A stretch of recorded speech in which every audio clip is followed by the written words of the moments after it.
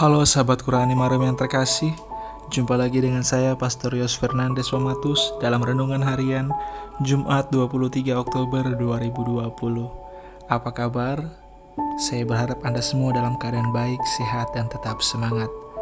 Bapak Ibu Saudara-saudari yang terkasih, sahabat Qurani Marum yang saya cintai, mari kita siapkan hati kita untuk bersama-sama mendengar dan merenungkan sabda Tuhan. Kita tandai diri kita dengan tanda kemenangan Kristus, dalam nama Bapa dan Putra dan Roh Kudus. Amin. Bacaan pertama diambil dari surat Rasul Paulus kepada jemaat di Efesus. Saudara-saudara, aku yang dipenjara demi Tuhan menasihati kalian, supaya sebagai orang-orang yang terpanggil, kalian hidup sepadan dengan panggilanmu itu. Hendaklah kalian selalu rendah hati, lemah lembut, dan sabar. Tunjukkanlah kasihmu dalam saling membantu, dan berusahalah memelihara kesatuan roh dalam ikatan damai sejahtera. Satu tubuh, satu roh, sebagaimana kalian telah dipanggil kepada satu pengharapan yang terkandung dalam panggilanmu. Satu Tuhan, satu iman, satu baptisan, satu Allah dan Bapa kita sekalian, yang mengatasi semua, menyertai semua, dan menjiwai kita semua. Demikianlah sabda Tuhan. Syukur kepada Allah.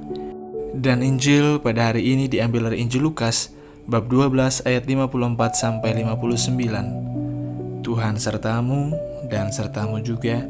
Inilah Injil Tuhan kita Yesus Kristus menurut Lukas. Dimuliakanlah Tuhan. Pada suatu ketika, Yesus bersabda kepada orang banyak, "Apabila kalian melihat awan naik di sebelah barat, segera kalian berkata, akan datang hujan." Dan hal itu memang terjadi.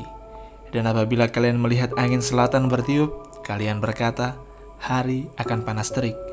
Dan hal itu memang terjadi. Hai orang-orang munafik, kalian tahu menilai gelagat bumi dan langit, tetapi mengapa tidak dapat menilai zaman ini? Dan mengapa engkau tidak memutuskan sendiri apa yang benar? Jika engkau dengan lawanmu pergi menghadap penguasa, berusahalah berdamai dengan dia selama di tengah jalan. Jangan sampai ia menyeret engkau kepada hakim, dan hakim menyerahkan engkau kepada pembantunya, dan pembantu itu melemparkan engkau ke dalam penjara. Aku berkata kepadamu, engkau takkan keluar dari sana sebelum melunasi hutangmu. Demikianlah Injil Tuhan. Terpujilah Kristus. Saudara-saudari yang terkasih, sahabat Qurani Marum yang saya cintai, hari ini Yesus mengecam orang banyak yang bisa membaca tanda alam, tetapi tidak dapat membaca tanda zaman. Yesus sebenarnya hendak menyinggung orang-orang yang sedang menantikan Mesias, tetapi tidak mampu melihat dan menyadari kehadiran Mesias dalam diri Yesus. Ada banyak tanda yang dibuat Yesus, tetapi banyak dari mereka yang tidak menyadari, bahkan tidak mempercayai bahwa Yesus adalah Mesias. Saudara-saudari, zaman terus berkembang, tetapi Tuhan kita tetap sama, baik kemarin, hari ini, maupun esok. Yang mungkin berbeda adalah bagaimana cara Tuhan menyatakan diri dan kehendaknya. Maka kita perlu tetap melihat dan menyadari kehadiran Tuhan dalam kehidupan kita zaman ini. Kita mesti lebih peka lagi untuk membaca tanda kehadiran Tuhan dalam zaman ini. Apa yang Tuhan mau dari kita yang hidup di zaman ini? Kita telah memasuki suatu era baru, yakni era digital.